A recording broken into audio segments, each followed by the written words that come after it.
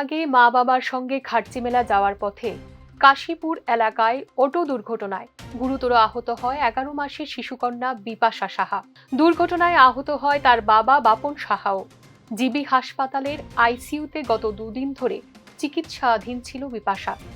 শনিবার ভোরে চিকিৎসকদের সমস্ত চেষ্টা ব্যর্থ করে মৃত্যুর কোলে ঢলে পড়ে 11 মাসের ফুটফুটি এই শিশুটি। শিশুকন্যার মর্মান্তিক মৃত্যুতে তার পরিবার পরিজনদের মধ্যে নেমে এসেছে গভীর শোকের ছায়া। বৃহস্পতিবারে আনা হয়েছিল, কালকে শুক্রবার রাত্রে 2:30 নাগাদ মৃত্যু হয়েছে। দেখি প্রথম বাচ্চা তাদের? হ্যাঁ, এটা তাদের প্রথম বাচ্চা। বয়সটা কত বললেন? 11 মাস। নামটা কি? নামটা হয়েছে বিপাশা সাহা। বাড়ি হয়েছে কালীবাজার। বাবার নাম বাপন সাহা। দুর্ঘটনায় গুরুতর আহত বিপাশার বাবা বাপন সাহা বর্তমানে জিবির ট্রমা সেন্টারে চিকিৎসাধীন বলে জানিয়েছেন বাপন সাহার নিকট আত্মীয়রা।